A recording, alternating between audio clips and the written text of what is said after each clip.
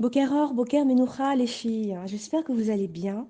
Alors, dans le début de notre paracha, comme nous l'avions vu, Yaakov Avinu s'est établi sur la terre de nos pères en espérant y trouver du repos bien mérité jusqu'à la fin de ses jours. Et donc, Hachem va lui révéler que c'est tout l'inverse qui l'attend. Comme nous l'avons dit hier, il y a un tourbillon d'épreuves qui vont se succéder. Et Yaakov va devoir faire face notamment à la vente de son fils préféré, Yosef, par ses propres frères. Et alors, une douloureuse séparation d'environ 22 ans. 22 ans, Yaakov ne verra pas son fils Yosef. Le Midrash ici il commente donc ce deuxième verset, Vayeshev Yaakov, Yaakov demeura. Alors Yaakov, lui, aspirait à demeurer en paix. Il voulait être en paix. Mais des tourbillons donc l'ont assailli venant de Yosef. C'est ce qui est écrit dans la Torah.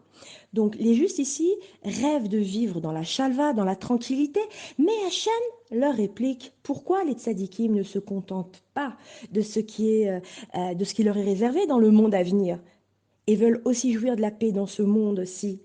Alors lui, Yaakov, bien sûr, veut de la tranquillité. Pourquoi? Eh bien pour mieux servir Hachem.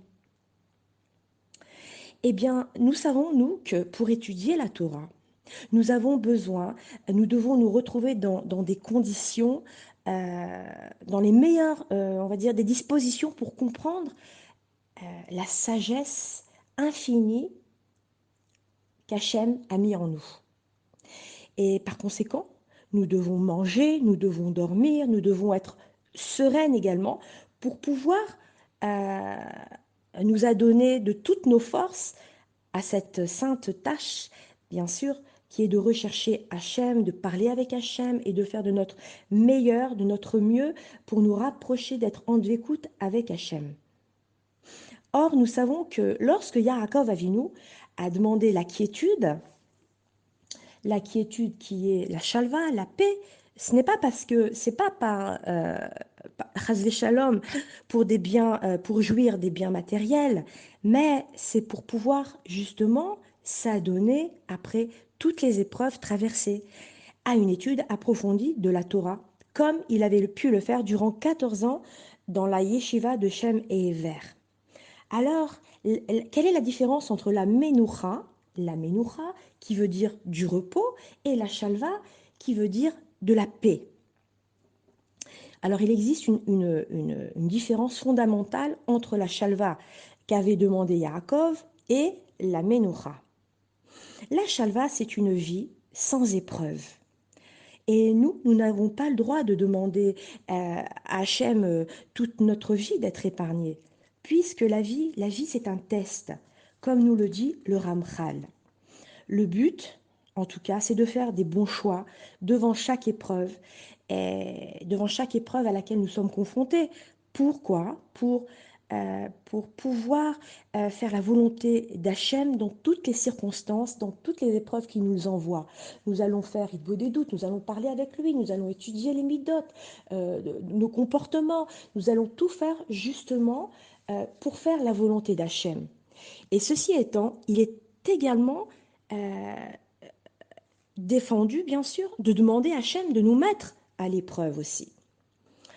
Alors, ce que Yaakov aurait pu souhaiter, c'est une vie de menoucha, une vie de repos, qui présuppose que quand bien même il devrait être éprouvé, Hachem lui donnerait toujours les clés nécessaires pour sortir des situations périlleuses. C'est-à-dire comme nous avons des situations quotidiennes au yom-yom qui sont pas faciles et la clé c'est de demander justement à Kadosh Baruch Hu de nous y aider.